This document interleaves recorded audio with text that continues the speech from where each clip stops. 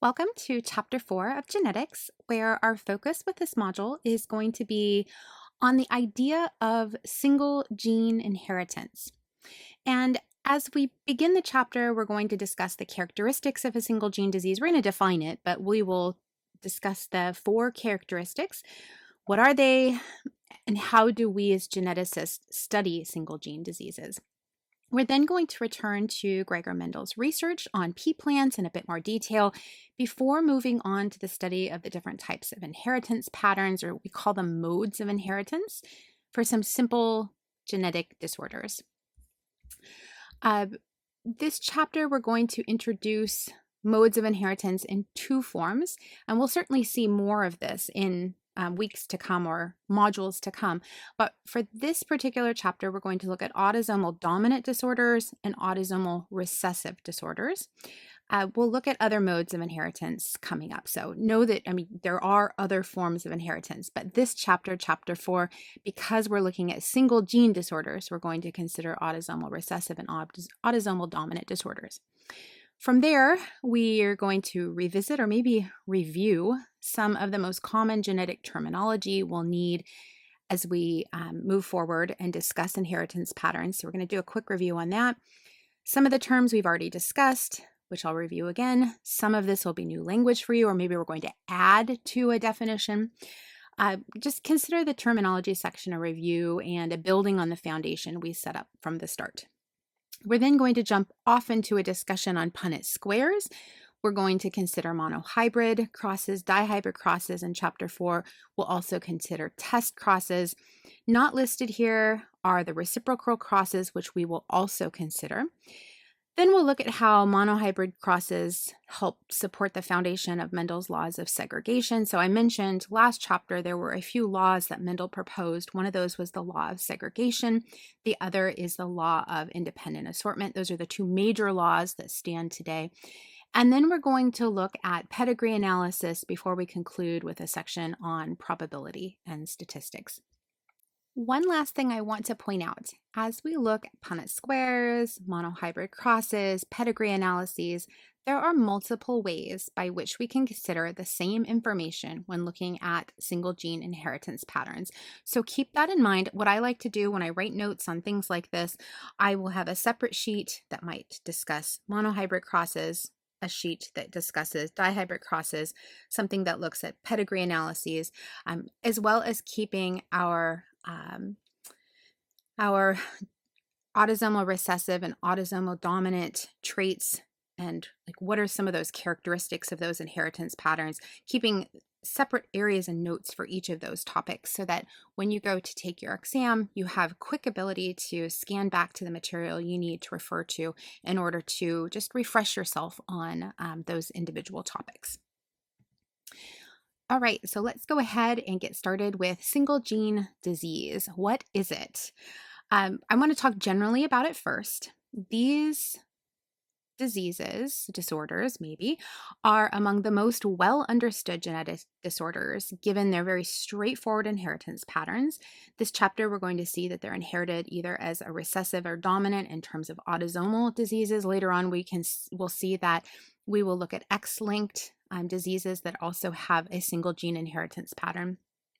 They have a really simplistic genetic explanation, and these diseases can be tracked through families with the risk of them occurring in later generations very statistically predictable.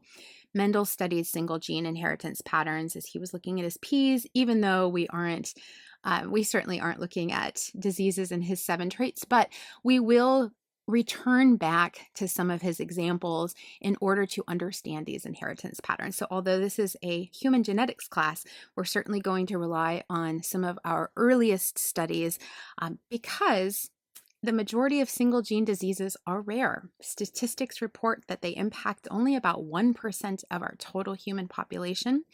And so we don't have a lot of examples to draw from. So we do rely a bit on other real world examples that are discussed in common genetics classes.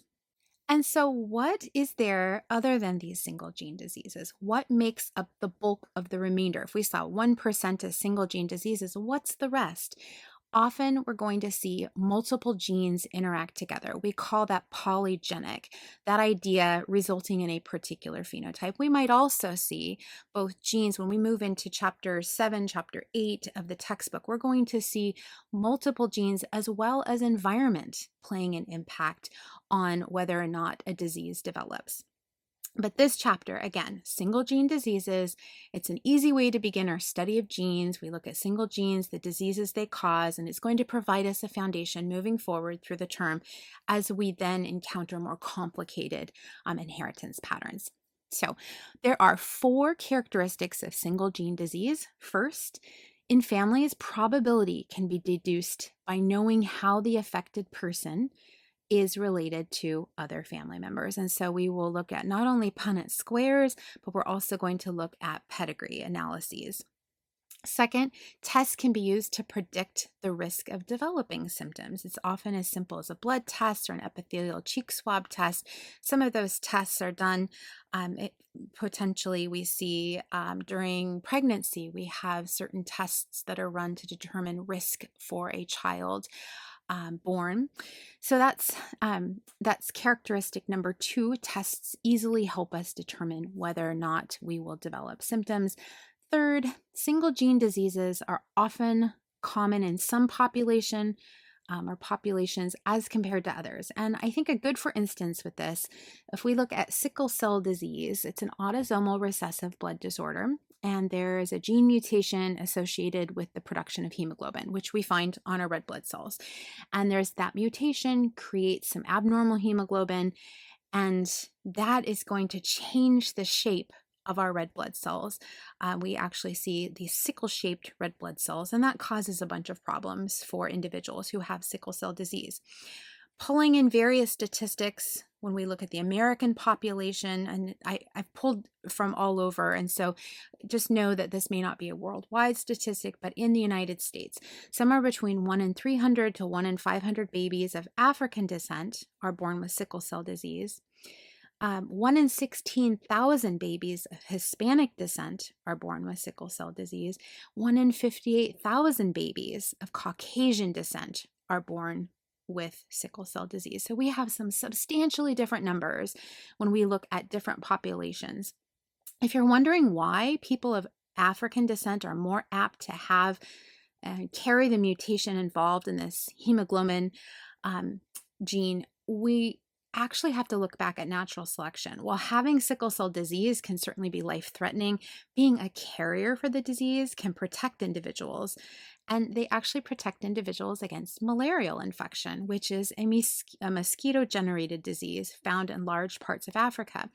And by being a carrier of this disease, that parasite that causes malaria has a more difficult or challenging time infecting individuals when they are carriers. So there's been a certainly a natural selection and evolutionary perspective there. Okay, so fourth one. Some single cell or single gene diseases, not all, some single gene diseases are fixable or can be treated. Certainly not fixable from the molecular level, but can be treated. For instance, patients with phenylketonuria, PKU, can't break down the amino acid phenylalanine, which is something we obtain in our diets from eating protein. Normally, we consume certain proteins. Phenylalanine is released into the bloodstream as we go through digestion, travels to the liver, it's broke down, it's turned into something that the body needs in terms of amino acids and protein buildup. Without the ability to break phenylalanine down, levels can become very high in the blood, and that can cause harm to the brain. Patients who are born with PKU can go on and live a somewhat normal life, maybe I should say symptom-free life, by consuming very carefully selected foods, fruits, vegetables, breads and pastas, cereals that are not protein fortified. Many people who follow a very low phenylalanine food pattern are going to eat special proteins that don't include phenylalanine. Foods that they have to avoid: high protein foods, milk, other dairy products, traditional meats, red meats, fish, chicken, eggs, a lot of beans and nuts, legumes, those foods cause very high levels of phenylalanine in people with PKU. So just modifying a diet. This is just one example. There are certainly other examples, but as well, there are certainly situations by which diseases can't be treated to lead a symptom-free life. Although inheritance of biological traits have been recognized for thousands and thousands of years, going back to our very first lecture, the first insights into how inheritance took place was around 150 years ago. So we're going to return back to the mid 1800s, so maybe the 1860s, that Augustinian monk, Gregor Mendel, who we talked about before, published results from this series of experiments that he did that laid the foundation for the formal discipline of genetics. Unfortunately, the work he did went largely unnoticed until the turn of the 20th century. But gradually, as other scientists followed in his footsteps and discovered his work, the concept of the gene as a distinct hereditary unit was established, and he was given credit for research in his discovery. So again, we've talked about some of this, but Mendel spent 7 years from 1857 through 1863 studying the inheritance using the common garden pea, and he cataloged traits in over 24,000 plants while following them over several generations. And his work was groundbreaking, not only in understanding inheritance, but also in the methodology necessary for good experimental biology. He kept very accurate quantitative records. He chose an organism easy to grow and hybridize artificially. It reproduces well, it grows to maturity in a single season. Mendel followed 7 visible features, each represented by 2 contrasting forms or traits. For example, the character stem height was either tall or dwarf. He selected seed shape, which was either round or wrinkled. He looked at seed color, which was either yellow or green. He looked at pod size. It was either full or it was constricted, meaning you could kind of see the individual peas within the pod. Pod color, green or yellow. Flower color was either violet or white, and flower position, where we might see here, we're going to, well, I guess this is probably a better one, but we see axial or terminal here in terms of position of the flowers, and terminal being right at the very tips of our peas. So, as Mendel began his studies, the idea of chromosomes, the role and mechanism of meiosis, was totally unknown. Nevertheless, he determined that discrete units of inheritance existed. All these experiments he did, he determined that there were some discrete units of inheritance, and that these units, he called them elementin. Those units predicted the behavior or the formation of gametes, and it was thought that they passed the traits along from generation to generation. His studies later on became known as transmission genetics. So this is the first kind of big concept of genetics here, how genes are transmitted from parent to offspring. And the principles of transmission genetics were derived from Mendel's experiments. And we'll look at these principles later on in this chapter. Mode of inheritance. It's the manner in which a genetic trait or disorder is passed from one generation to the next. So it's just a fancy name. These modes result in a characteristic pattern of affected and unaffected family members when we look at pedigrees. So these terms, autosomal dominant, autosomal recessive, we're going to throw these out. And you should know each of the various characteristics of these inheritance patterns. So we'll look at X-linked later, but right now we're looking at autosomal dominant, autosomal recessive. And there are 5 basic modes of inheritance for single gene disorders. We'll see these 2. We're going to see X-linked dominant, X-linked recessive. We may end up seeing another pattern that I may consider adding to the our study this term, but 4 for sure, maybe a 5th. In this chapter, we just cover the first 2. We'll cover the other modes later on. So autosomal dominant inheritance. It's going to refer to genetic conditions that occur when one copy of a gene is present. So we have one variant of a gene. For diseases caused by a dominant allele of a gene, every person with that particular allele, so that variation of an allele, is going to show symptoms of the disease. And only one allele needs to be inherited from an individual. So it could be from the mother, it could be from the father, but only one is needed for an individual to show a disease. So every affected individual must have an affected parent. We'll see how this works by looking at some pedigree charts later on, as well as by considering Punnett square work. One example of an autosomal dominant disorder is that of polydactyly, and this is a condition by which a person has more than 5 fingers or toes on one or each hand or foot. And so this is a particular disorder that we'll discuss in examples throughout this chapter, as well as potentially future chapters. So some forms of polydactyly are autosomal dominant. Now we can go ahead and look at autosomal recessive disorders. And so an autosomal recessive disorder, an inheritance pattern, refers to genetic conditions that occur only when 2 copies of a given gene or that allele variant is present. Diseases that are inherited in an autosomal recessive pattern require that both parents of an affected individual carry at least 1 copy of that disease allele.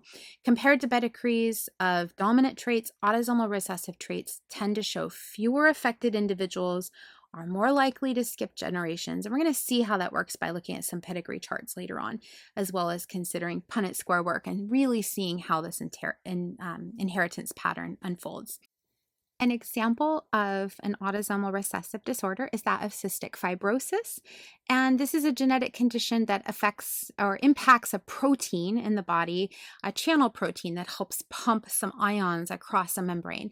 People who have CF have this faulty pump that then impacts many of our body cells and tissues, as well as glands, those that are especially important in creating mucus, in producing sweat.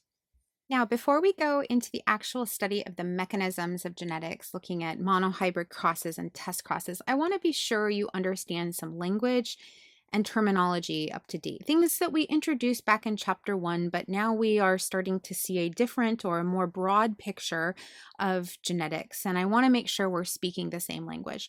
First, genes. When we use the term gene, we're talking about the basic unit of inheritance passed from parent to offspring. A trait, a particular part or piece of DNA, it helps determine a physical characteristic. So some genes can code for eye color, for hair color, or in Mendel's case, seed color. And certainly when I say eye and hair color, there might be more genes than just one that all work together. Again, the idea of being polygenic, but that's what we're considering here when we talk about genes. It's some kind of a region of DNA that helps determine or contribute toward a characteristic. We have alleles. Alleles are a version, an alternate version of a gene. And alleles have a specific property for a trait. They might code for blonde hair. They might code for yellow seeds, both being the observable features that lead to a phenotype. And recall, an individual inherits 2 alleles, one from each parent, for any given location in the genome where variation exists. We have the term locus. We know genes exist on chromosomes. We get 1 chromosome from each parent, and those chromosomes are homologous. Each chromosome pair has the same genes found at the same location, so we might call them like little street addresses.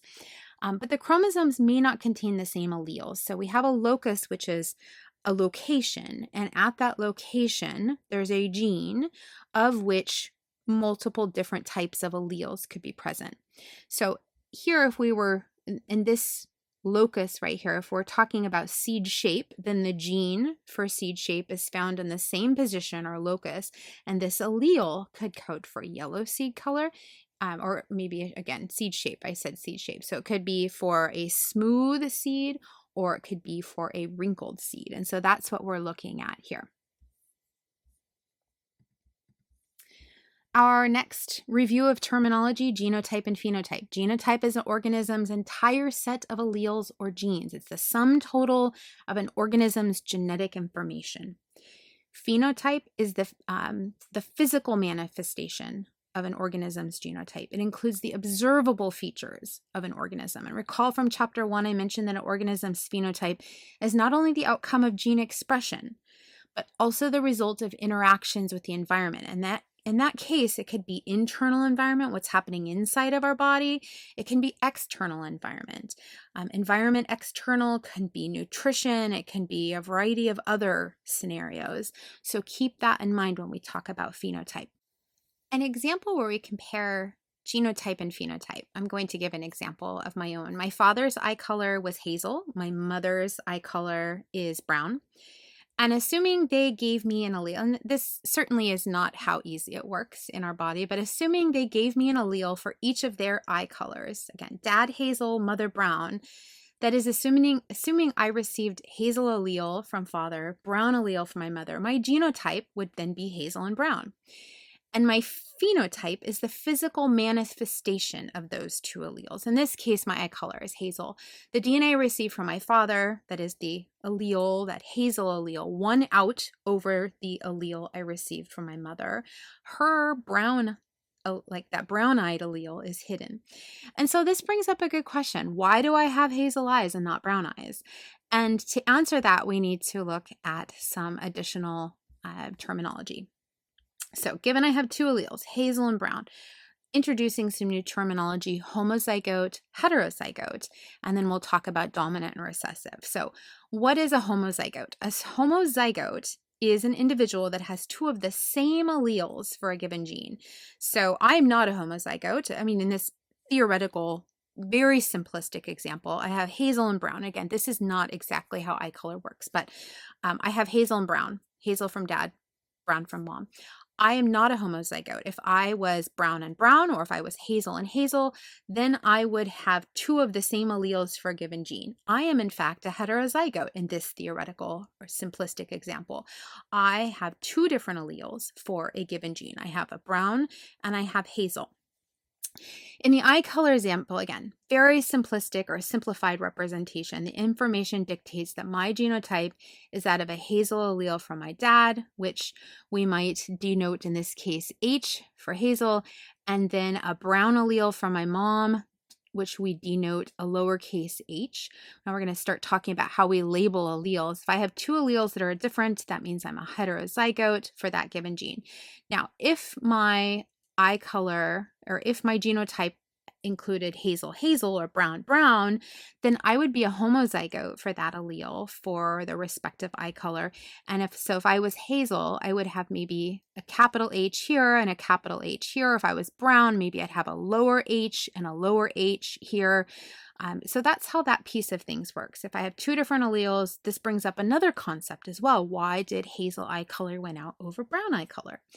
That addresses the idea of dominance versus recessiveness. And the dominant idea, if hazel alleles in my case was a trait that masks another trait, so we're talking about masking something, that indicates that hazel is dominant. So in this case, because that hazel allele from my father dominates and masks my mother's brown allele, that means that hazel is dominant. When we talk about the recessive idea, a brown allele was the trait being masked, so that indicates that brown alleles are recessive. And this, again, very unique hypothetical situation. I'll warn you, it's very simplistic. Genetics doesn't often work that way. But in the case of Mendel's peas, Mendel made some very lucky decisions. He actually did get things to work this way. We saw green or yellow. We saw tall or short. We saw wrinkled or round. So there are some situations by which one gene and a variant of a gene will lead to an idea of dominant and recessive. And luckily, and with a lot of intelligence, Mendel made some decisions that allowed for us to see things very clearly. Now, one thing I want to point out, this idea of having a capital letter or having a lowercase letter, we tend to assign a capital letter representing a gene when it is the dominant gene. In this case, this hypothetical example, hazel was dominant. So I chose hazel. If brown had been dominant, I may have chose B, a capital B for brown, and then the hazel, if it had been recessive, might have been a lowercase b. But in this case, hazel was dominant. We use the capital H. Brown is recessive, and so we use the lowercase h. When we talk about green seeds versus yellow seeds, if green is dominant, we would use the capital G. Yellow is recessive, we use a lowercase g. If yellow had been dominant, we would have potentially used the capital Y. And if green had been recessive, we would have used the lowercase y. Ultimately, uppercase letters and lowercase letters are used to show which alleles are dominant and which are recessive. A dominant uppercase letter allele will mask or hide a recessive or lowercase allele in the single gene inheritance pattern examples. We're going to look at the Punnett square.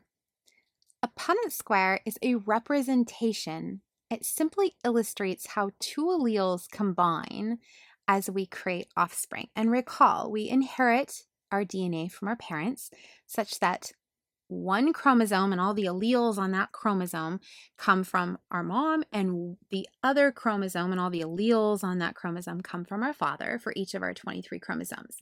So when we look at a Punnett square, we're looking at the different types of gametes. One parent may contribute along the top here, and then the side here, the other parent listed on the left-hand side, and what gametes that parent is going to contribute.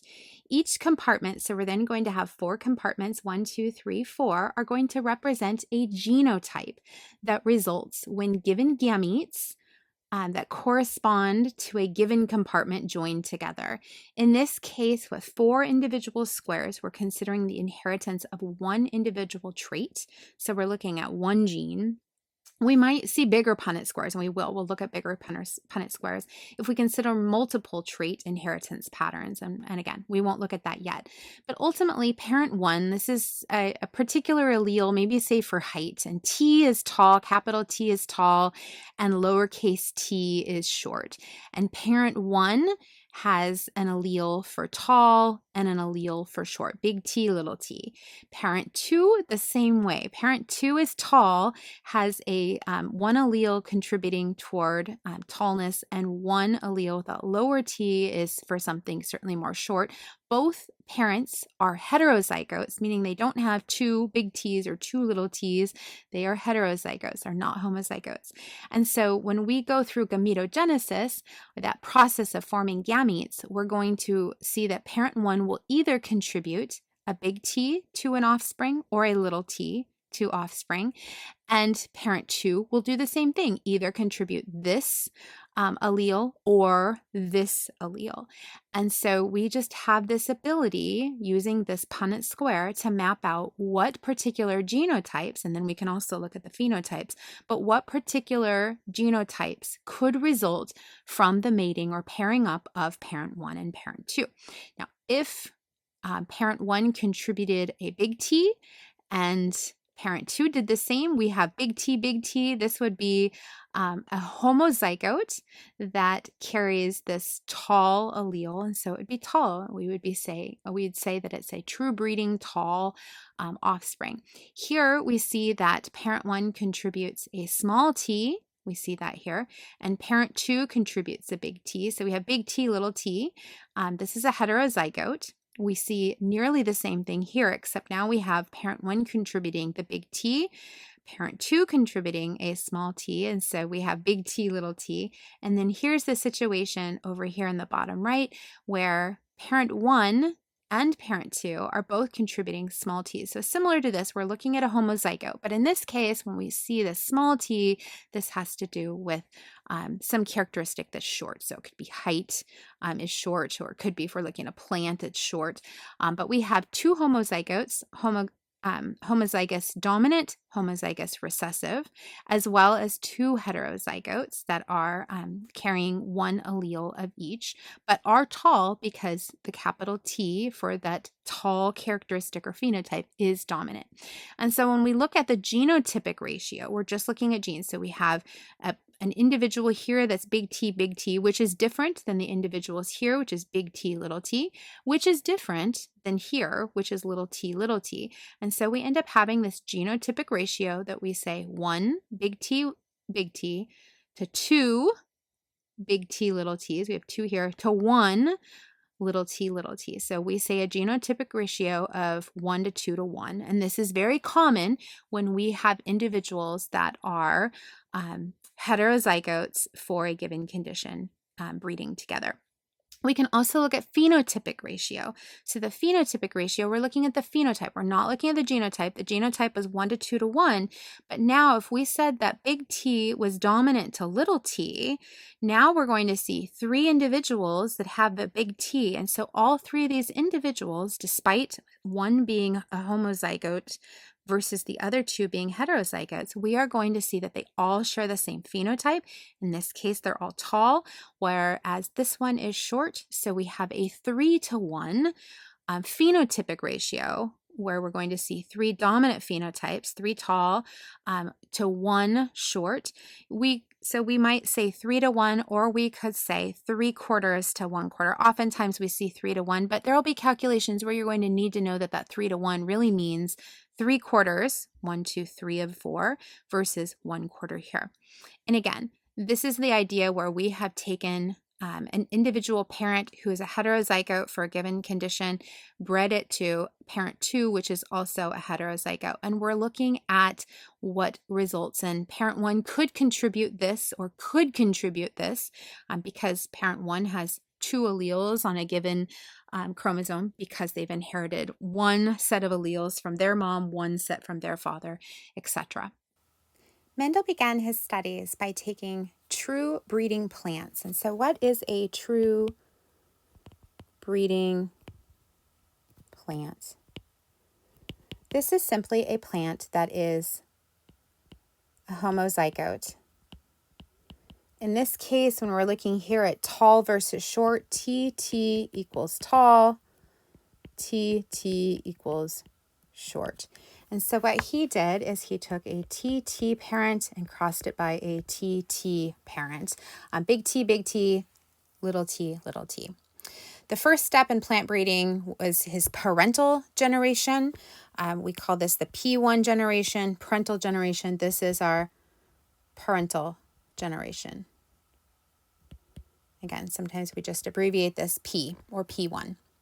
Now, what was his outcome when he took true breeding tall and true breeding short? He found all of his offspring, the F1 generation, the outcome here, F1, or first filial generation, you'll always hear me call it F1, all of those plants were tall. So we had all tall plants. Great. So despite having a short parent, all of the offspring were tall. And that seemed a little preposterous. How could that be? Because when he first began this, he thought if he bred something tall to something short, maybe he would get something a bit in the middle. So Mendel was a thorough scientist, and he wondered if he swapped parents, if the male was short and the female was tall, would that change the results? So he swapped parental types. So now he has, if this was originally the female and this was originally the male, now this is the male and this is the female. But alas, he got all tall plants again. And so what did that tell him? That told him that parent type, whether or not the trait's coming from the mother or the trait is coming from the father, it doesn't matter. And what we think about that today is we're like, well, it's not sex linked. We know it doesn't have anything to do with being male or female. At the time, Mendel didn't understand all that. But what that is called, that idea of taking male plant and crossing by female and then going, oh, I got these results, but now I should check the other way. That is called a reciprocal cross. So we're going to write that down, reciprocal cross. And so he did that just to see if that would change whether or not his F1 generation had all tall plants or maybe some middle-sized plants or something small. But again, all tall plants resulted. So it didn't matter which P1 parent was tall, didn't matter which one was short. When they combined their gametes to produce offspring, the F1 offspring were always tall. Ultimately, when pollen from a tall plant is used to pollinate a short P plant, all tall plants result. The interpretation is that the trait for plant height is not dependent on the sex of the plant. I do want to just show you real quick a Punnett square of what we did here. So what we did, if we take our Punnett square here and we say one parent was tall, and we had two alleles that were tall because they were true breeding, and then two alleles from the other parent that were both short because they that particular plant was true breeding. What we see is we see big T, little t, big T, little t, big T, little t, big T, little t. And what that is telling us is now this generation right here is all going to be big T, little t. So now we have a heterozygote. And what Mendel did at this point to go from F1 to our F2 generation is he is now going to cross. He's going to do a cross that's, we're going to do big T, little t, crossed by big T, little t. And so let's just draw out a Punnett square. And we've looked at this already, but let's go ahead and draw out a Punnett square for this heterozygote. And we're going to see big T, big T, big T, little t, big T, little t, little t, little t. Okay, so what do we see here? That's what we looked at with a prior slide. We now see tall, tall, tall, but now we're going to have this short plant. And so this is what we're seeing here. So what we have for this F2 generation are genotypic ratio.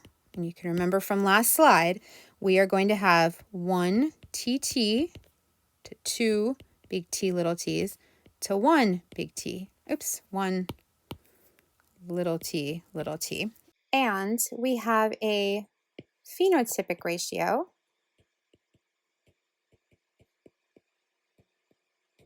of 3 tall to 1 short. These are our tall plants, as we saw here, and here is our short plant. Now, just a couple of things to point out. So I've cleared this screen. A few things I want to point out. Again, monohybrid crosses between true breeding strains. You need to know that differ only in a single trait, and they are self-crossed. Those self-crosses here in our P1 generation, or that P generation here, big T, little t, all lend to what we will see now as a big T, little t, F1 generation. We call that a hybrid generation. Then we're going to take those big T, little t's here, and we are going to cross them to create the F2 generation. So be very comfortable with that. Also, we talked here about the reciprocal cross, the idea that, well, let's try a female plant that's tall and a male plant that's short.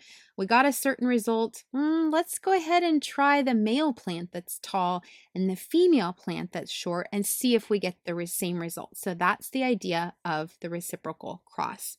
Now, from the tall trait, as well as the other 6 traits Mendel considered, he made some general conclusions about his data as he was looking at these monohybrid crosses. First, the results of reciprocal crosses were always the same. It didn't matter which parent plant had tall or short characteristics, the results were the same. Second, all of the F1 progeny, those first filials right here, those hybrids, they resembled just one of the parental strains, the dominant trait masking the recessive trait in the F1 generation. In the F2 generation, the parental strain that had disappeared, so the short trait that had disappeared in the F1, pops up again in our F2. So the parental strain that had disappeared in the F1 generation reappears in F2. Further, the trait seen in the F1 was always found in the F2 about 3 times the frequency of the other trait.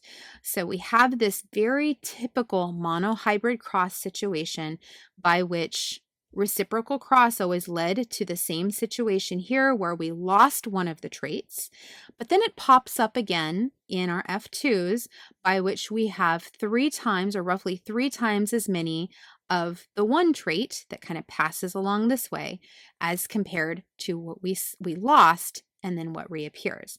So Mendel concluded that the alternative traits in the crosses, in this case height, or short height, were determined by particulate factors. He reasoned that the factors which were transmitted from parent to offspring, progeny, through gametes carried hereditary factors. He called that, again, elementin. But today we know these factors as genes.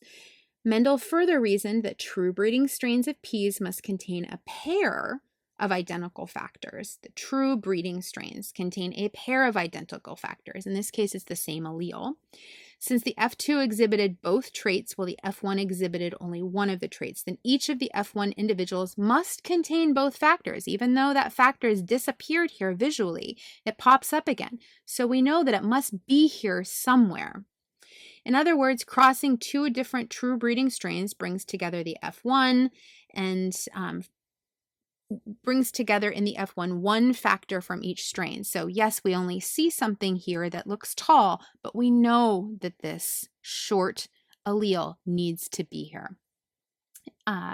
Further, since only one of the traits was seen in the F1 generation, so we just see tall in this case, the expression of the missing trait, so we're not expressing short, has somehow been masked by the visible trait. And this masking is called dominance. So this was his idea, this idea of dominance.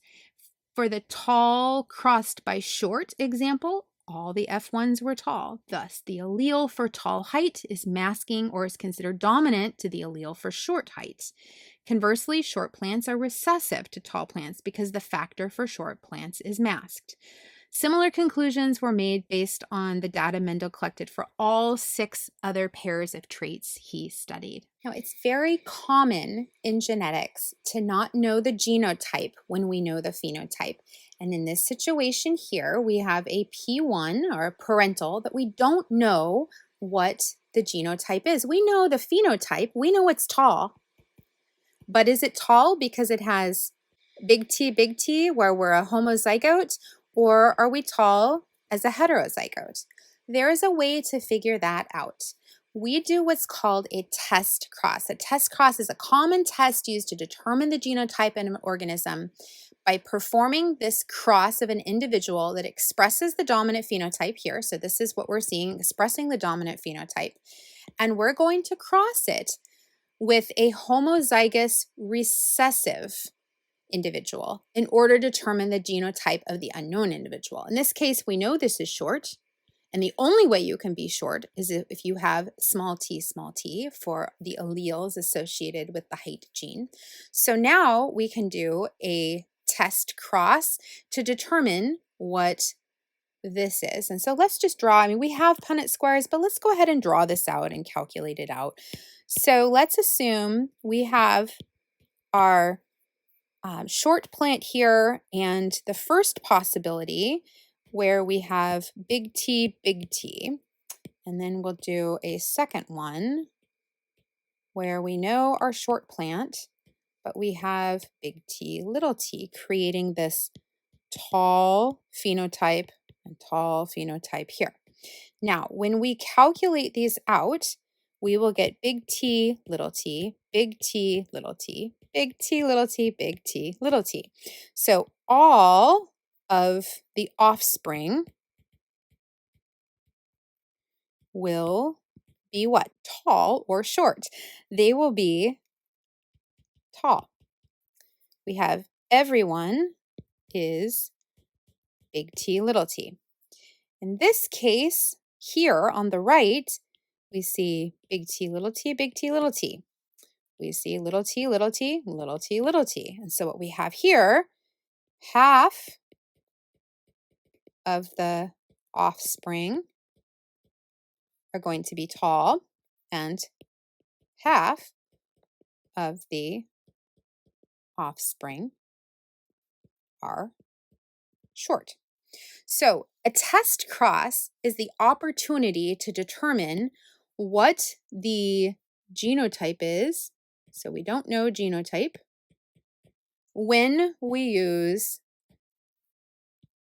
a short. So we're looking at the homozygous recessive plant as the cross. Now, from this information that we've looked at Punnett squares, we've looked at uh, reciprocal crosses, we looked at test crosses. We understand now the monohybrid process. This from the data Mendel collected, he proposed what is known today as Mendel's first law, which is called the principle of segregation. And the principle of segregation states that two members of a gene pair, so two alleles, or as Mendel called them, hereditary factors, segregate or separate from one another in the formation or the development of gametes. And this means that the gametes, the sex cells that form, only have one of the pair of genes for a particular trait. As a result, half the gametes carry one allele, half the gametes carry the other allele, and progeny or offspring are produced by a random combination of gametes forming together from each parent. Now, I want to just show you, our textbook provides us with these illustrations here, but I want to just make this a little bit more obvious by creating a Punnett square again. So if we create a Punnett square, and let's just say we have, we'll use this case, we see parent 1 contributes either a big T or a little t. So we have either a big T or a parent 1 contributes a little t. And parent number 2 down here is always going to contribute a big T. Now we have this idea that we can then see how these gametes form together. But the big concept here is the idea that we have taken a big T, some of our gametes will have a big T, some will have this little t, which we see here, a big T and a little t, 50-50, a one-in-one opportunity. Some at 50% of gametes get the big T, some at 50% get the little t. And then with parent 2, we have all gametes are going to get a big T because it's all that's there in parent 2. So again, this is that idea of when we form gametes, genes are going to segregate in this way where half get something else. And so that's what we're looking at here with Mendel's law of segregation. Now keep this straight because we are going to look at Mendel's law of independent assortment later on. And so you want to keep these two ideas straight in your head. From a modern day perspective, if we go back to the process of meiosis, can you think of how this separation process takes place? And when we look at meiosis 1 in terms of the law of segregation, the process of gene separation or segregation is the process by which homologous pairs of chromosomes are going to separate at anaphase here of meiosis 1. And so we saw homologous chromosomes pairing up, and then we see those spindles pulling individual chromosomes to each pole, this way and this way. And so the idea of the law of segregation and how it applies today as we understand meiosis, we see this occurring at anaphase 1 of meiosis. Now let's go to the textbook to consider how to solve a problem by following this pattern of single gene inheritance. There are some guidelines, and the textbook talks about guidelines. List all the possible genotypes and phenotypes for a given trait. So that's step 1. And then determine the genotype of the individuals in the first or the parental generation. After that, we might have to deduce some genotypes. We derive the possible alleles and the gametes each individual produces. So after deducing that, then we unite the gametes to determine possible genotypes of the F1 generation. Finally, use the genotypes of the F1 to predict the F2 generation. The textbook is going to introduce us to our first single gene calculation problem.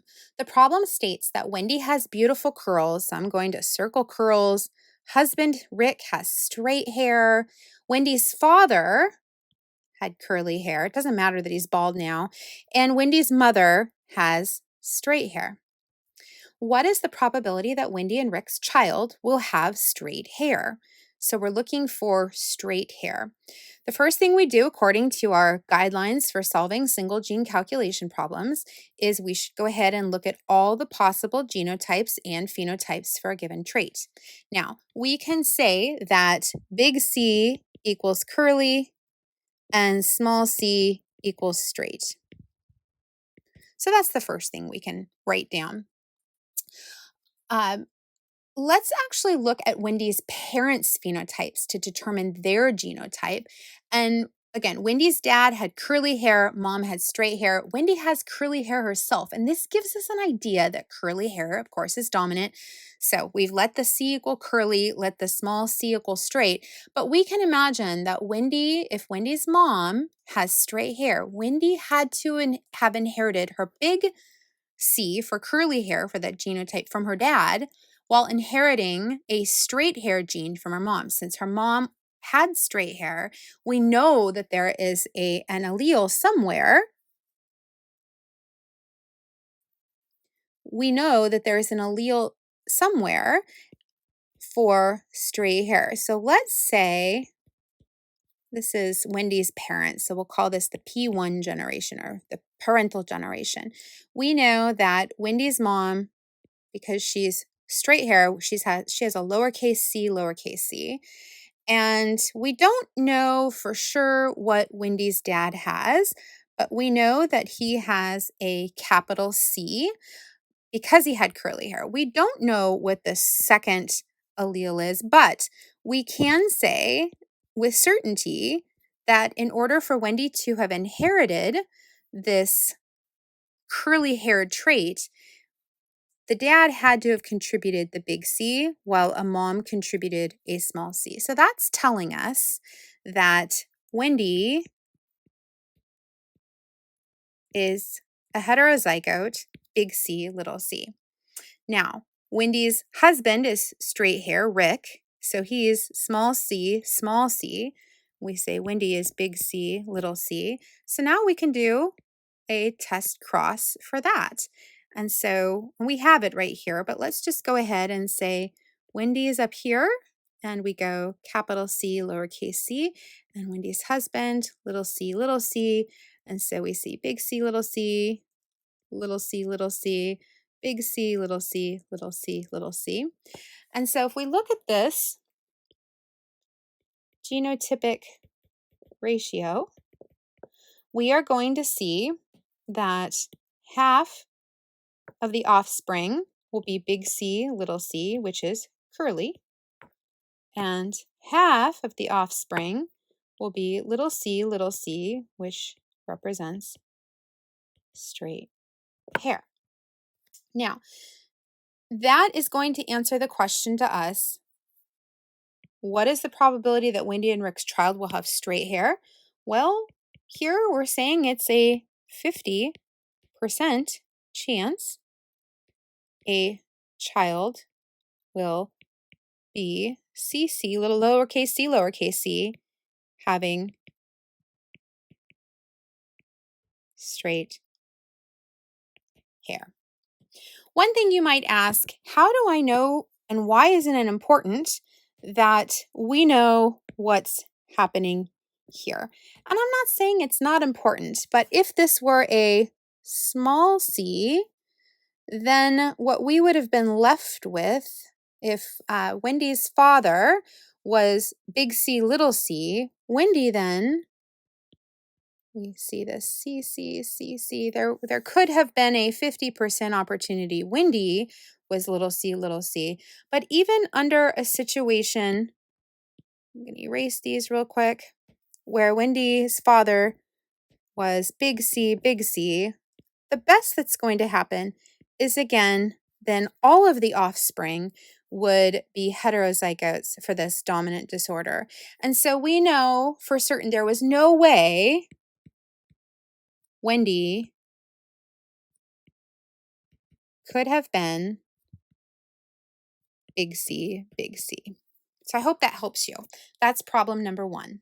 We're going to look at a problem next that we have been told is autosomal dominant. Recall from our autosomal dominant mode of inheritance, I gave the example of polydactyly. It's inherited in an autosomal dominant manner. And in that situation, we only need one allele to express that phenotype for a given disorder. So keep that in mind. So first, let's list all the possible genotypes and phenotypes for a given trait. In this case, we're going to, and the problem gives us the instructions, we're going to let big P equal polydactyly and let little p equal normal digits. Okay, so we only need one allele to express this disorder, but we could have two. So we say big P and big P leads to polydactyly, whereas our little p is normal hands or normal toes.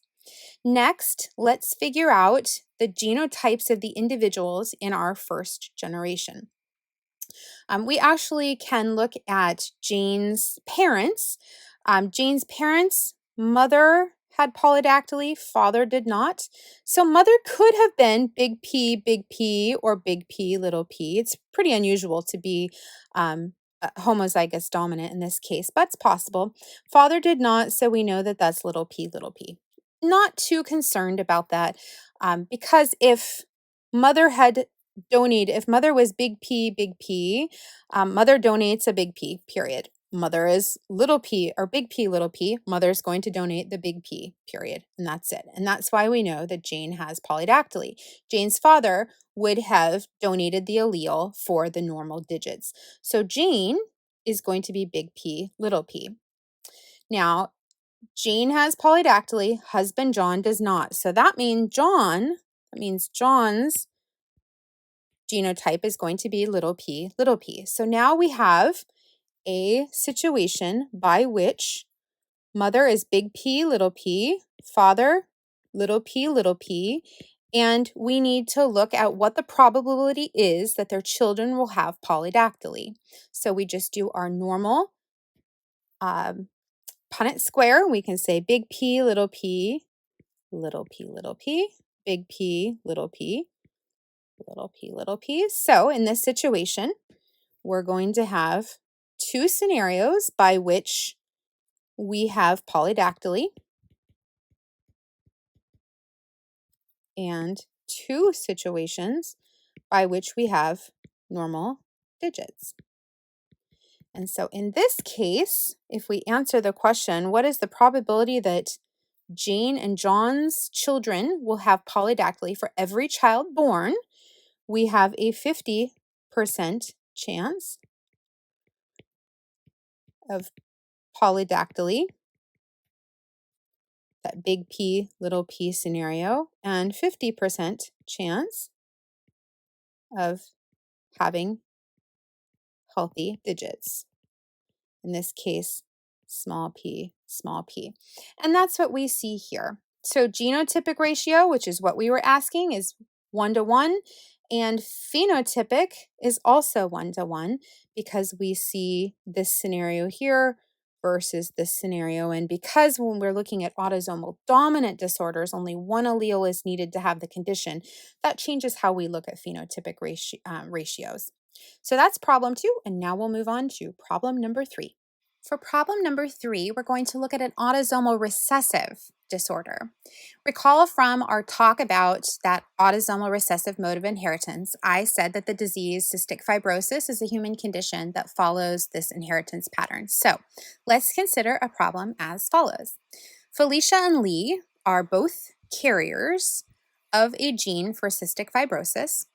And as outlined in the story problem, what are the genotypic and phenotypic ratios for their potential offspring? So we're not looking at anything in terms of their parents.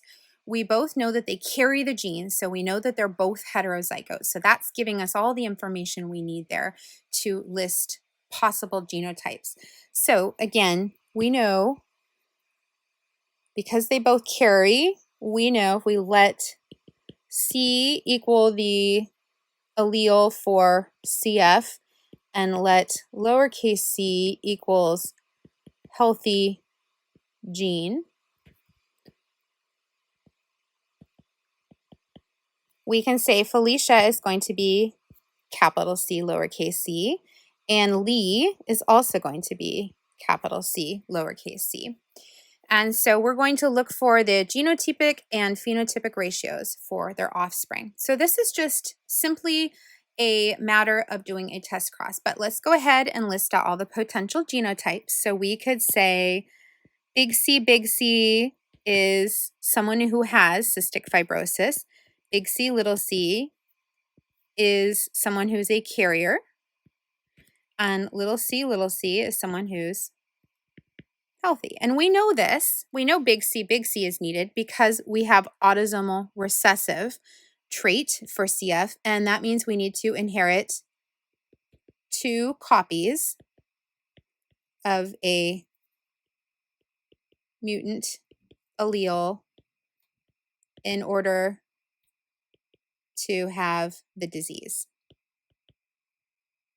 Okay, so this is helping us answer point 1, determine the genotypes of the individuals. We've done that. We know Felicia and Lee are both carriers because we're told that. And let's see what gametes they can produce. And again, this is here, but let's actually just walk right through it. So we know that Felicia is big C, little c. We know that Lee is big C, little c. And if we map this out, we get big C, big C, big C, little, big C, little, little, little. Okay, so what's that telling us now? When we look at the probability of a child being born with the disease, you need to have this genotype right here, and we have one of those. So what is the probability their child would be born with the disease? 1 in 4, or 25% chance being born with the disease. Okay, when we look at genotypic frequencies, we have a traditional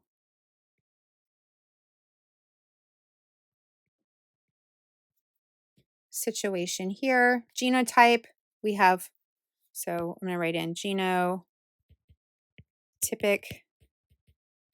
frequency, and I know this is written here, but I like to walk you through it. So we have 1 big C, and then we're going to have 2 of our big C, little c carriers, and then we have 1 healthy non-carrier, so we see little c, little c. So that's our genotypic frequency. Phenotypic frequency, we write in phenotypic frequency. This is going to be different than autosomal dominant disorders. So these are all, these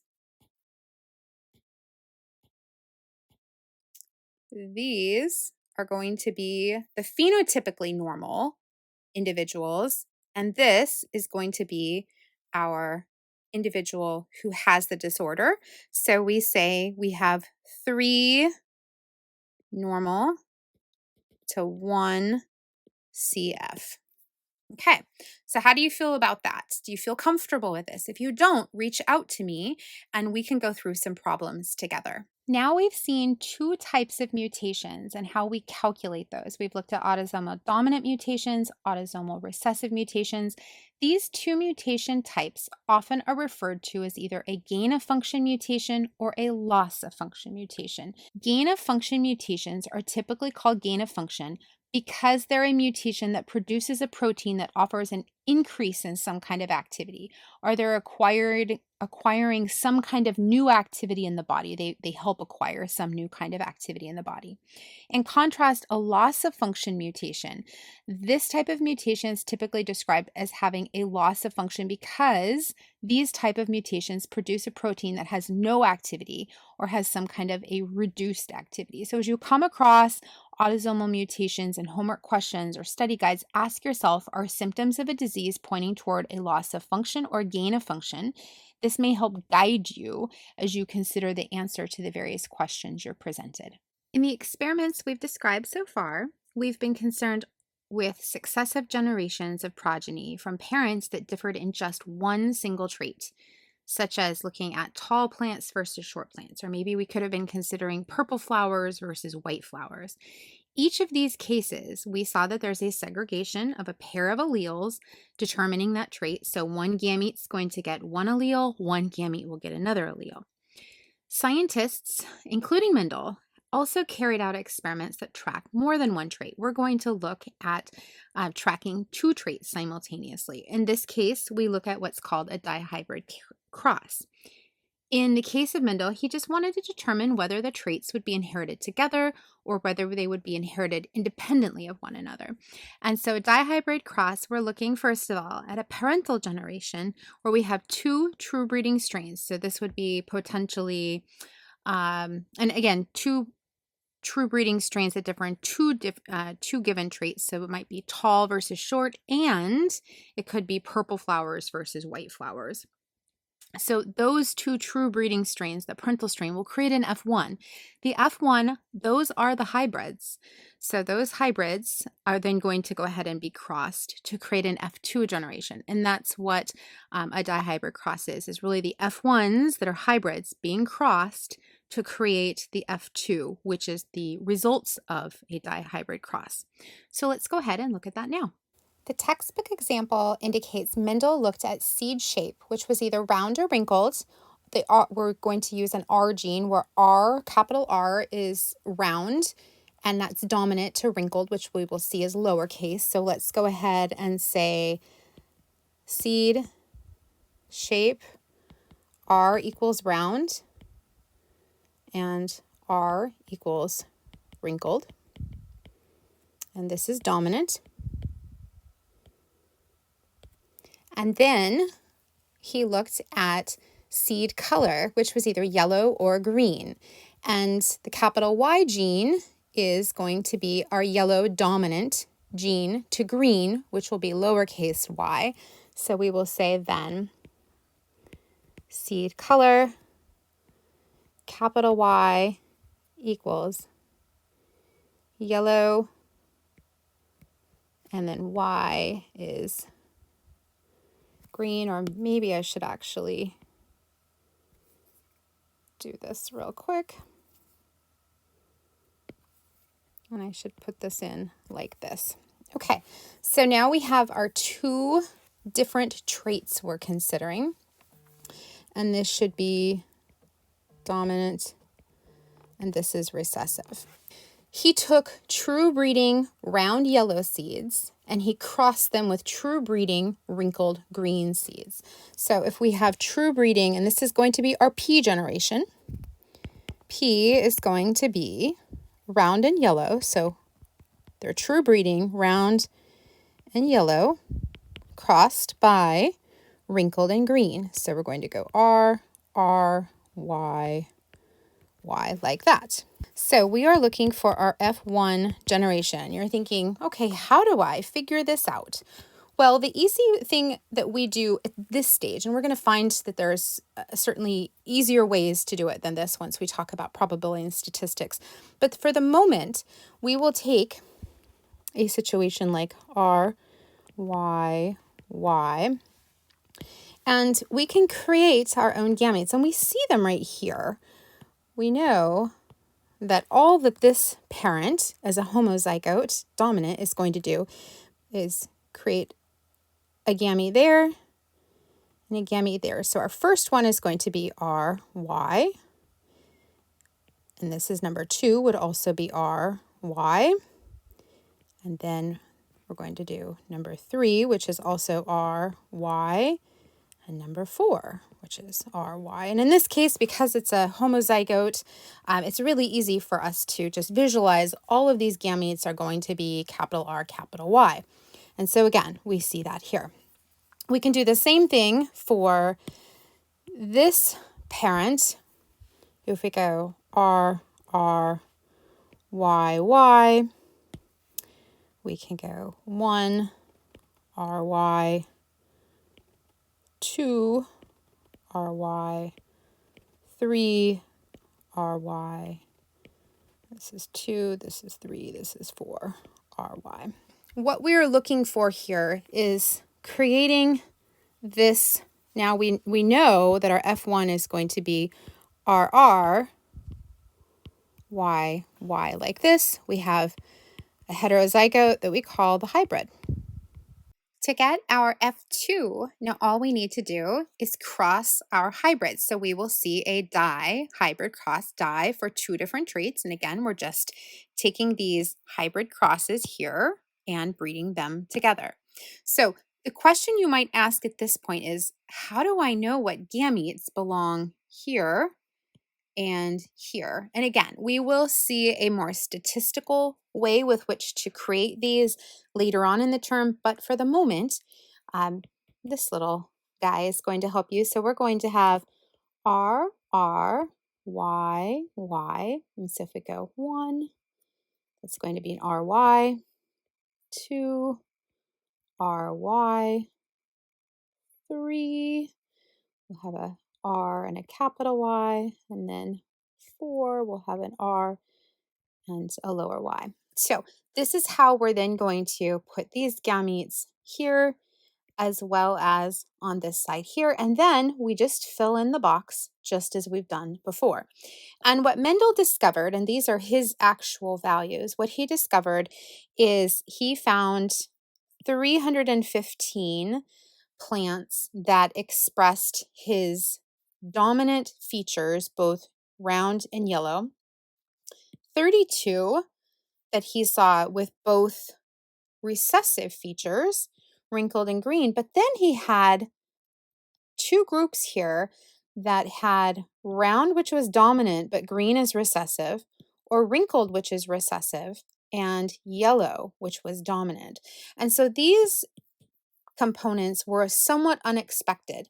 When you look at these 4 given traits, or I guess 4 given characteristics of seeds in this F2 progeny, we see a 9 to 3 to 3 to 1 ratio, which I'll talk about in a moment.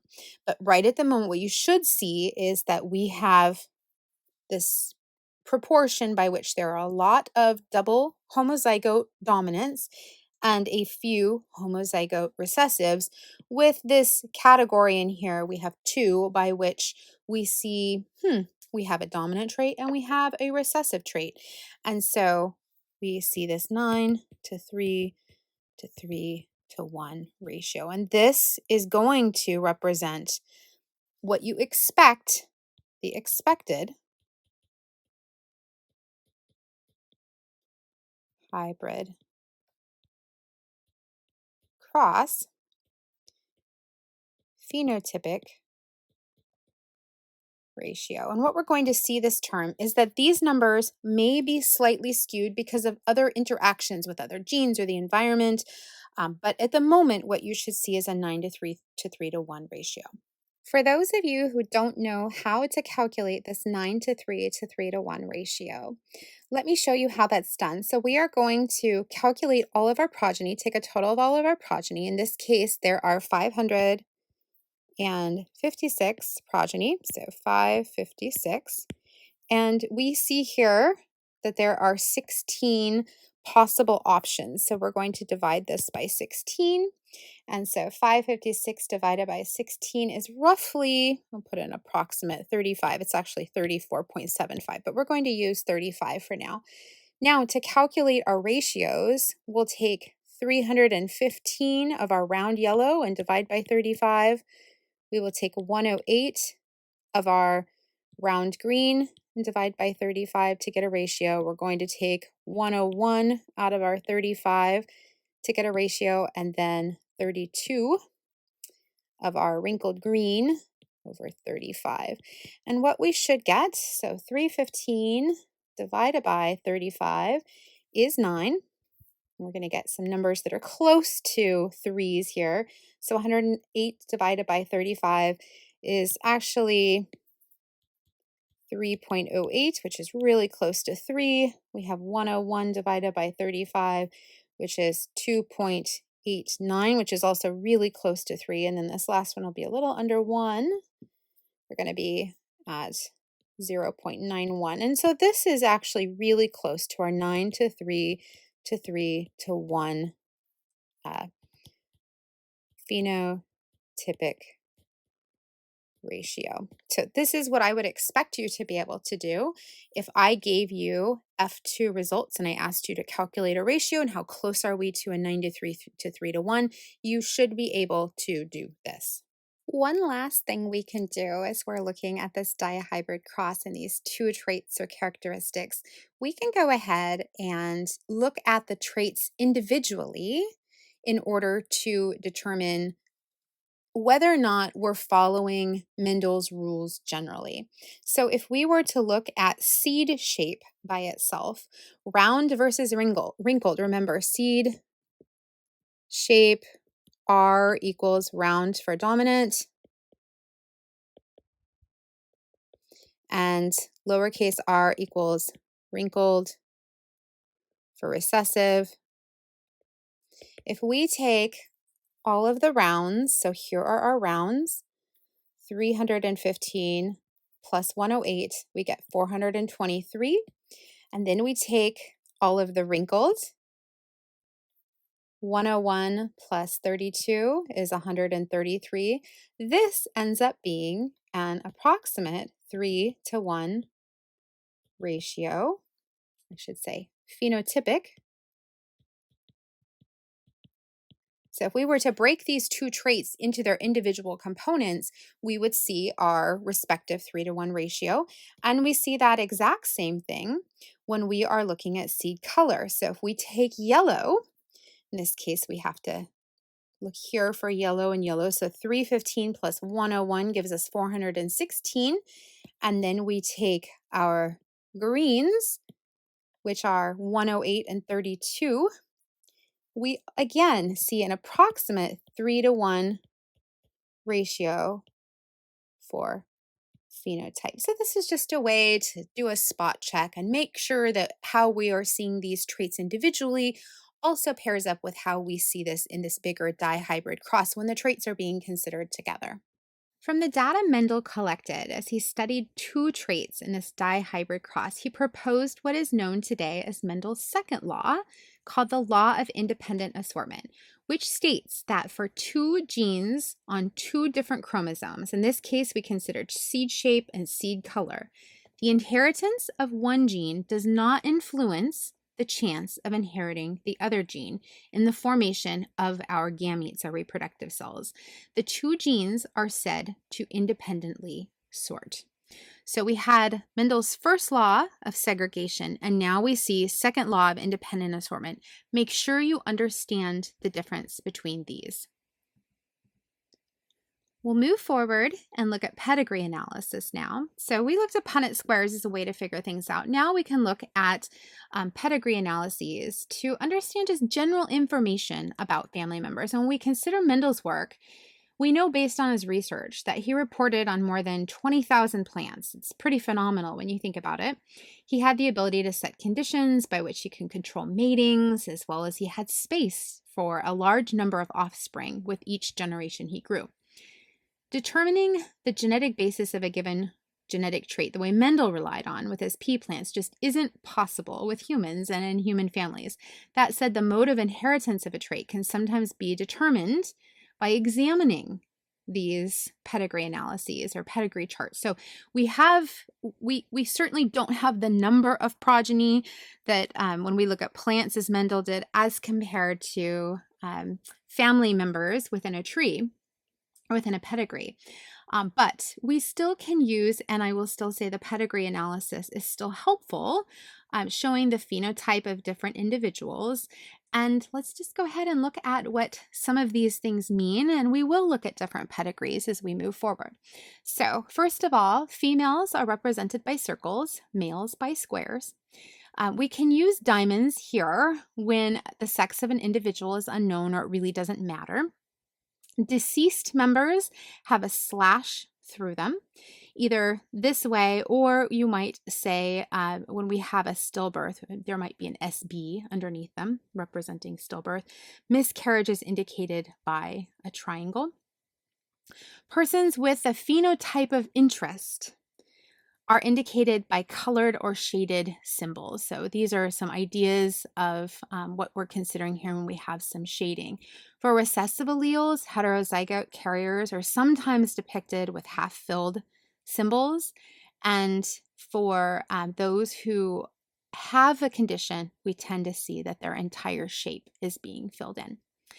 A mating between a female and a male is indicated by a horizontal line. We're joining two symbols together, circle and square, by a horizontal line, which is connected vertically to another horizontal line, either above in a parental or below in an offspring. Offspring are represented from left to right in the order by which they've been born.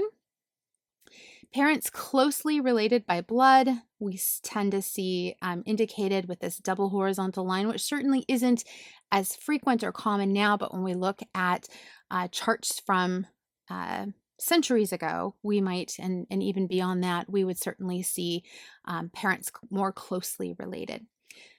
The person who prompted a pedigree analysis is sometimes called the proband. And that person is indicated with an arrow like this, and they are called the proband. We see Roman numerals 1, 2, and 3, which we use to indicate generations. So when we look at our Punnett squares, we talk about a parental, we talk about an F1, we talk about an F2. We have the ability to see all of those on one chart when we consider a family pedigree, and we label those individual generations as Roman numerals 1, 2, 3, etc. Then we use Arabic numbers, our typical standard way of numbering things, 1, 2, 3, 4. We use Arabic numbers to indicate individuals in a given generation. Let's go ahead and take a peek at a pedigree here. And so this is what I was mentioning. Here are our Roman numerals, 1, 2, 3, indicating a first generation, second generation, third generation, and then using our Arabic numbers, 1, 2, 3, 4, indicating the people within a given generation. Let's look now at this particular pedigree. It's a pedigree for albinism, and it's taken from the textbook. Albinism is inherited in an autosomal recessive manner. Remember, that means that an individual must inherit 2 mutant alleles, one from each parent, in order to have albinism or inherit albinism. We see, again, the Roman numerals 1 through 3. In generation number 1, 2 individuals were carriers. We had a female carrier, we have a male carrier. So this is individual Roman numeral 1, 1, and this individual over here is 1, 4. No members in the generation actually express the phenotype for albinism. In generation 2, again, there were 2 carriers. We have individual 2, 2 and 2, 3. So those are how we denote this female here being a carrier and this male here being a carrier. They've each inherited a mutant allele from their parents. From mother here, for individual 2, 2, she inherited from her mother. And for individual 2, 3, he inherited it from his father up here. And so what are their genotypes? If we look at these carriers, remember, if we're an autosomal recessive disease, we, as carriers, only carry one allele, one mutant allele. So if we let big A be, and we've indicated it down here, but if we let big A be the healthy allele and small a be the mutant allele, we will see both of these individuals here are heterozygotes. So they would be big A, little a, and big A, little a. Now, what happens when these 2 individuals create children? So they go on to create offspring. With what you know about autosomal recessive disorders and Punnett squares, you should expect that we might have a 1 in 4 chance of an individual having the disorder, so little a or small a, and we have 3 chances by which, when we're talking about phenotype, we have a healthy individual. We do have 2 carriers here, and so we'll talk about the genotypic ratio in a moment, but these 3 individuals phenotypically are healthy, and we have 1 individual who would appear and have the appearance of albinism. When we talk about genotypic ratios, we have 1 individual that's big A, we have 2 that are heterozygotes, and we have 1 that's a homozygote recessive. So our genotypic ratio, and as we studied before, genotypic ratio would be 1 to 2 to 1. So this is not different than what we did earlier in the lecture. Now we are going to look at a pedigree for Huntington disease.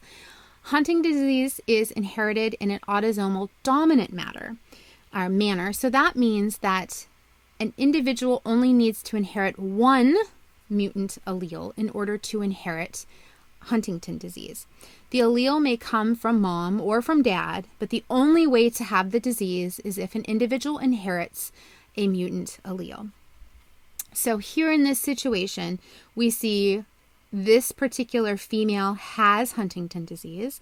They are individual 1-1, and they mate with an individual who's healthy, 1-2, a man who's healthy, and they go off to produce offspring. 4 offspring here, of which 2 have Huntington disease and 2 do not. Remember, we just need 1 allele here to have a condition. So this individual and this individual both inherited that mutant allele from their mother, because father does not have a mutant allele. If he had a mutant allele, he would be expressing the disorder for Huntington.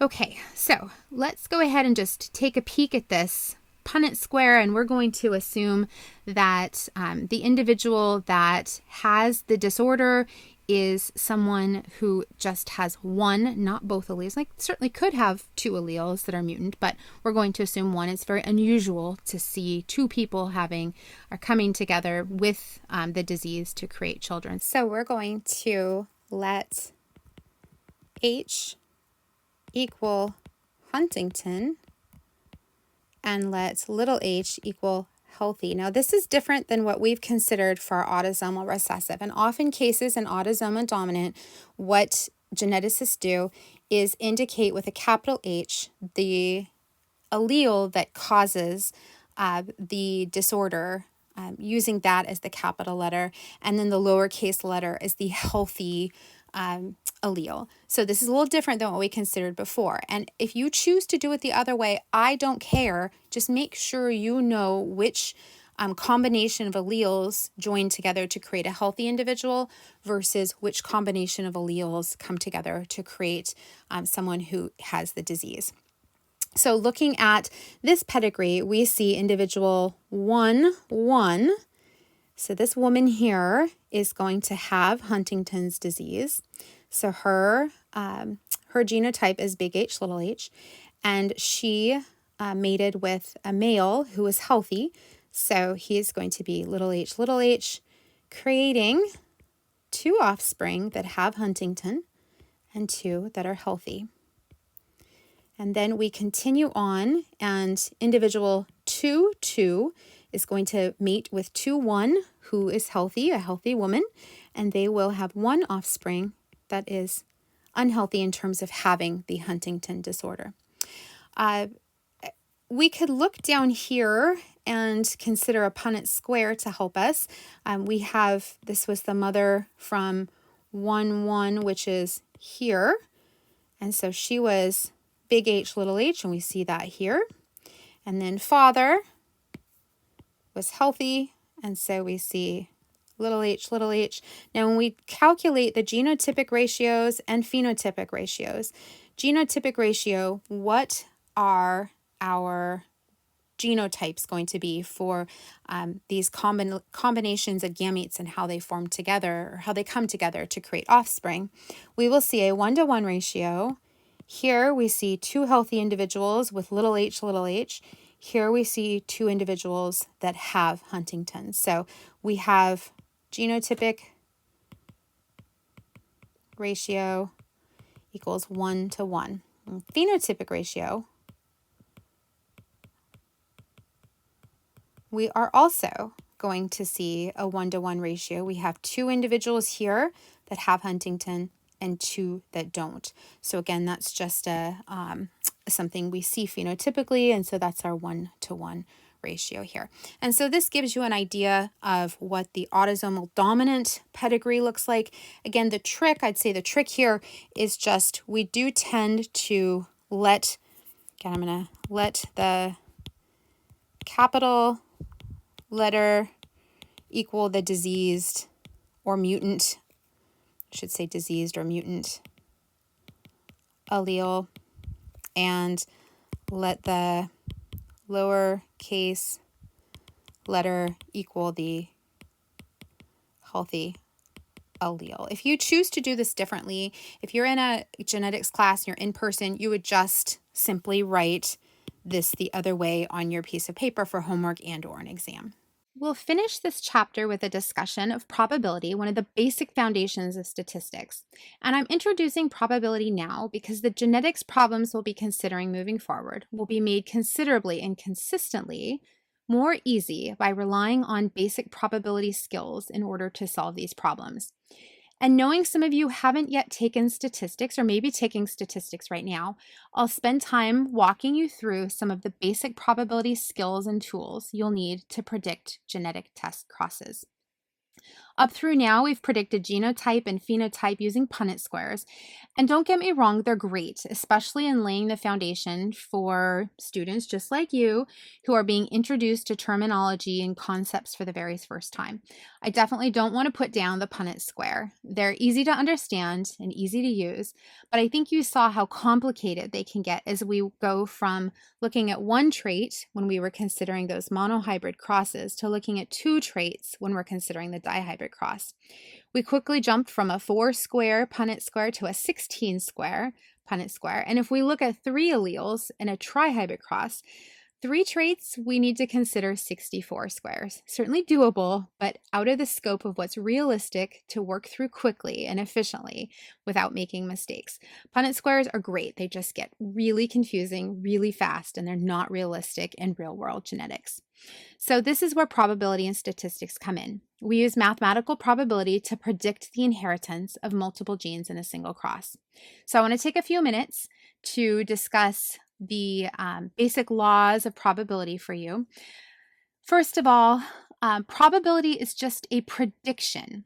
It's a mathematical quantitative prediction, and it uses hard and calculatable numbers to determine how likely something is to happen in the future. That's the prediction. So we might say there's no probability up to there's 100% probability. So we're going from 0 to 1 here in terms of probability.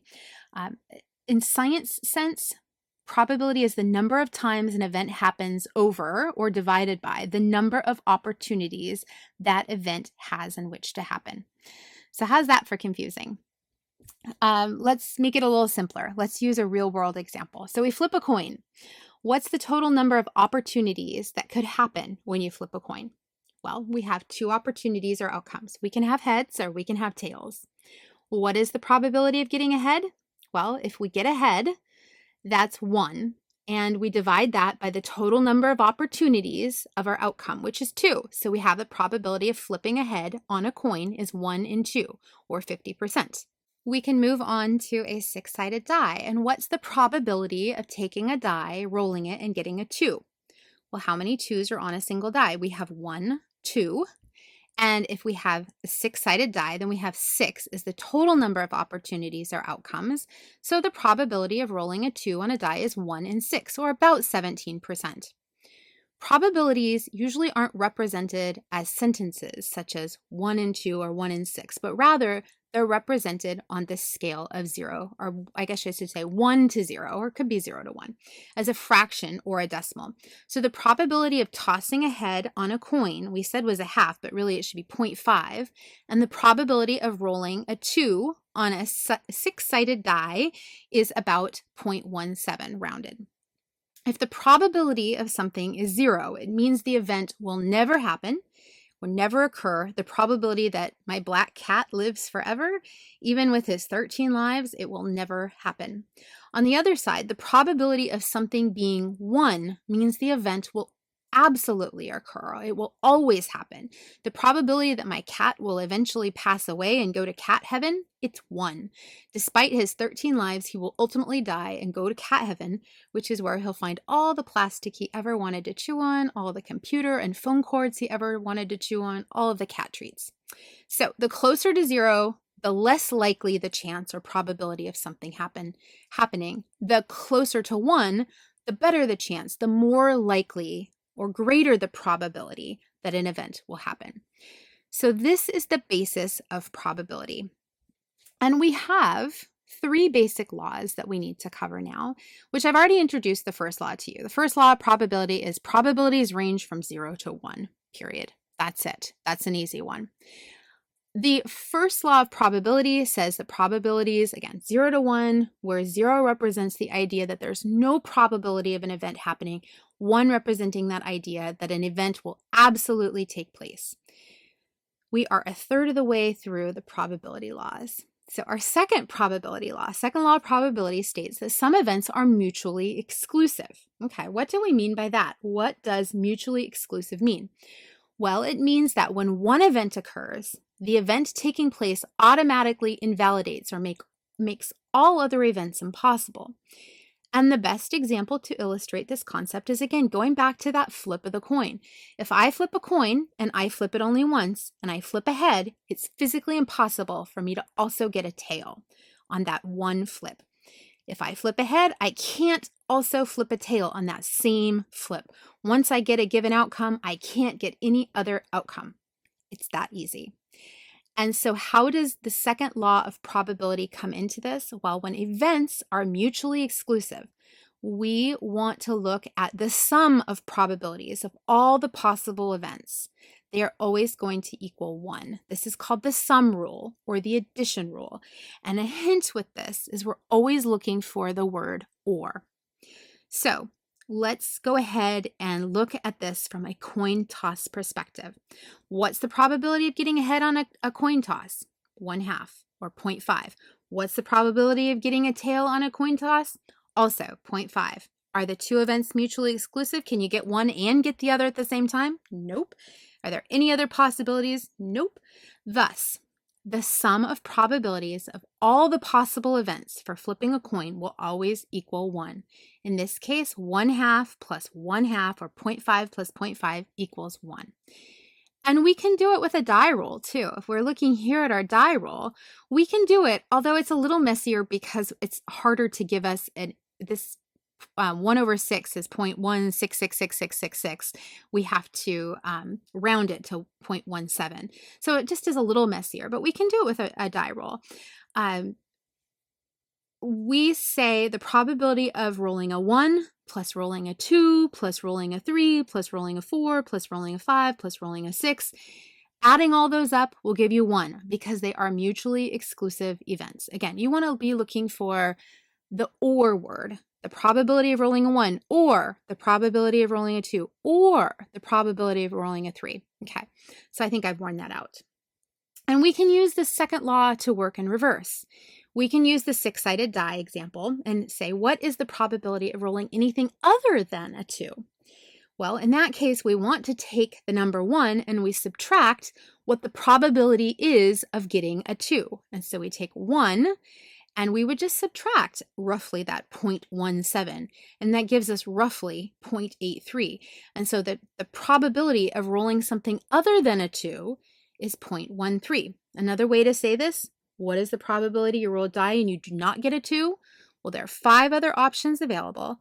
So we take that 0.16666, multiply it by 5, and you get 0.83. Again, but we should be rounding because we are looking at or.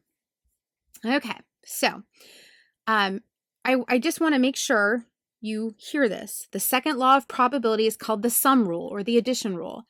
Some textbooks use it one way, some textbooks refer to it the other way. It's the same. Sum and addition are the same.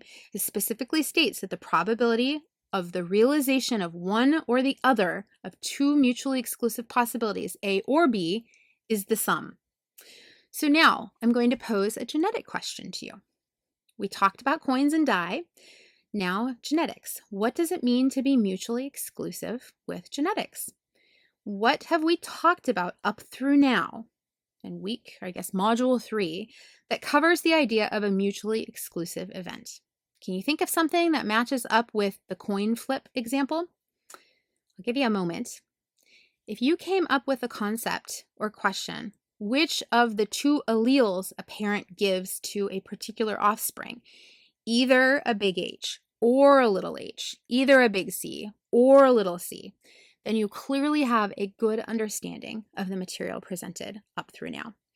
Because you remember, we talked about meiosis and some of the Mendelian inheritance, and we said that each parent has two alleles, but only one of those alleles can be given to a gamete, and only one of those alleles then goes on to contribute to the individual offspring. So that's mutually exclusive. If I give a big H to my child, I can't also give her a little h under almost every circumstance, unless there's something wrong. So we are looking for or here with the second law of probability. All right, now the third law of probability.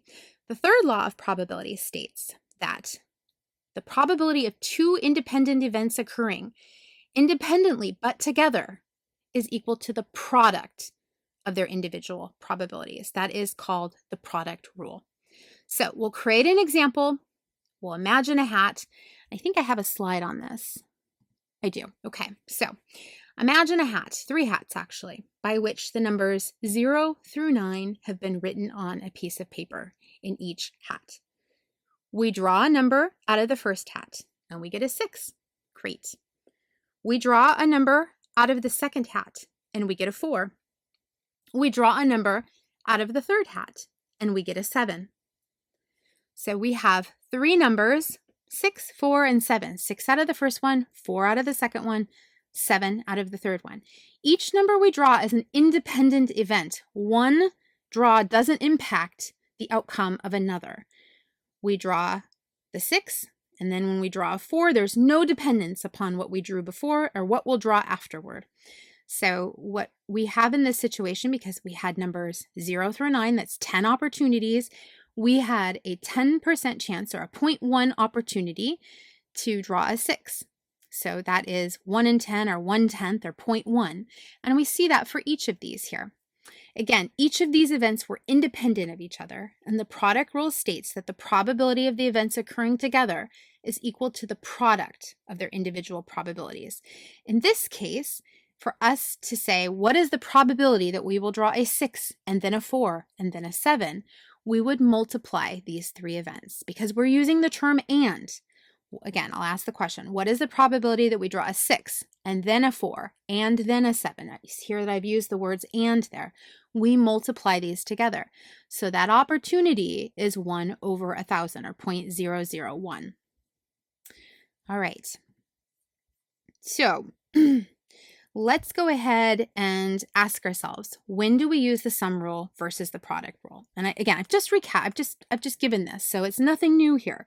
But when do we use one versus the other? We ask, what is the probability of flipping a head or a tail? When we're using the word or, we go to sum or the addition rule. What is the probability of flipping a coin twice and getting a head on the first flip and a head on the second flip? There we're going to be using the product rule. So let's go ahead and just calculate each of these out. For this first one, if you flip a head, you have a 0.5 probability of getting heads. And if you flip a tail, you have a 0.5 probability of getting a tail. The events are mutually exclusive, so you add these 2 probabilities together to get 1. So what is the probability of flipping a head or flipping a tail? Now, what is the probability of flipping a coin twice and getting a head on the first flip and a head on the second flip? What is the probability of getting a coin or flipping the first time head? That's 0.5. And getting a head on the second flip. Again, that's 0.5. So in this case, because we're using the term and, we want to use the product rule. We multiply those 2 together, and the probability of flipping a coin twice and getting a head and then getting a head again, we take 0.5, multiply by 0.5 to get 0.25. Before we close out this chapter, even though we've used Punnett squares for monohybrid or one gene crosses, let's actually apply some of the probability skills we've just learned using some of the genetic crosses we've considered before. First, let's look at a cross between 2 heterozygote pea plants, in this case looking at the gene for height. Rather than use Punnett squares, let's use statistics to answer the question. So question 1, what is the probability that parent 1 and parent 2 each donate a dominant T allele to an offspring? So T for tall in this case. Remember, we are looking at the word and here, so we are going to use the product rule. All right, so if we have, in this case, we have big T, little t, and we have big T, little t, what is the probability that both parents are going to donate the capital T to an offspring? In this case, it's going to be 0.5. In this case, it's going to be 0.5. And because we are looking at and, we will go ahead and multiply these together to get 0.25. Or it could be 1 and 4, or 1/4. I'm sorry about that. Question number 2. What is the probability that parent 1 contributes a dominant T and parent 2 contributes a recessive T? In this case, we're looking at one parent that has big T, little t. So big T, little t, it ends up being 0.5 that a big T is donated. And parent 2 contributes a recessive allele. Again, they were also big T, little t, so that's a 0.5 probability. And so we, again, by looking at and, we are going to say 0.5 times 0.5 equals 0.25 for this problem here. So we use the product rule when we see the word and. Question number 3, what's the probability that parent 1 contributes a recessive allele and parent number 2 contributes a dominant allele? Again, we have these big T, little t's, and so we will find that parent 1, because they're big T, little t, they're going to have a 0.5 probability of donating a recessive small t, and parent 2 is going to have big T, little t, also 0.5 probability of donating a dominant allele. So we're looking at the word and. Again, we're going to go 0.5 times 0.5 equals 0.25. So no surprises here. What's the probability that parent 1 and parent 2 each donate recessive T alleles? Parent 1 is TT, has a 0.5 probability of donating a recessive allele, and parent 2 is TT, 0.5 probability of donating that recessive allele. Again, we're multiplying. 0.5 equals 0.25. I feel like I have just worn this idea out, but I'm hoping that helps you understand how we use the product rule here. Our last slide of this lecture for this module. What is the probability of getting a tall plant? Now, we're talking tall. We're not talking a genotype here. This is a phenotype, and so this is another example of something I want you to consider. So we're looking at phenotype. We have a couple of different ways to get a tall phenotype. With tall, we could have TT, or we could have big T, little t. So you need to take that into consideration as you're counting up this probability or factoring in this probability of getting a tall plant. All right, so let's go ahead and recall from last slide. We had our big T probability was we have one parent contributing a big T, the other parent contributing a big T. So that is 0.5 times 0.5 equals 0.25. Then we have the probability of big T and little t. And so that is one parent giving a big T, which is a probability of 0.5, multiplied by another parent giving the small t, which is also 0.5, and that is going to be multiplied together because we're using, in this case, we'll be using one or the other. So that's another probability calculating through the product rule. And then we have the probability of parents, one parent, the first parent giving the small t and the other parent giving the big T. And so we have 0.5 times 0.5 there. And just to clarify, this is parent 1 giving a big T, parent 2 giving a little t. This is parent 1 giving a little t, parent 2 giving that big T. And so all that's, if we look here, we see a situation by which, uh, sorry, we're going to be looking at big T, little t. So if this is parent one is giving a little t, parent two is giving a big T, or parent two could be giving a little t, and parent one could be giving a big T. So that probability is 0.25. So rephrasing the question, what is the probability of getting big T, or getting big T, little t, or getting little t, big T? So we've used the product rule here, but now we need to answer the question. And to answer the question, we need to be using those ors because there are multiple ways by which we can get this tall plant possibility. We will add up each of these three to get our 0.75 or 3/4, so 3 and 4 chance, or 75% probability of getting a tall plant. Next question, what's the probability of getting a short plant? So very similar. Remember from last slide, we said that there was a 0.5 probability of getting a little t. And again, we have a 0.5 probability of getting a little t, so that's going to give us 0.25. We don't have anything to add up at this point because there's only one way by which we can get this short plant scenario. This is our homozygous recessive, and it's the only way we get a short plant. So we don't have anything to add up in terms of taking individual parts. So this should help give you an idea of how questions could be worded for homework or for exams, and kind of follow these guidelines, making sure you're paying attention to when we're using the term and, when we're using the terms or, so that you know when to use the product rule versus use the addition rule. And that is going to sum up, finally, this chapter's material. We will look forward in the coming chapters up through the end of the term, where we'll be using these addition and multiplication rules to help us with some more complicated calculations.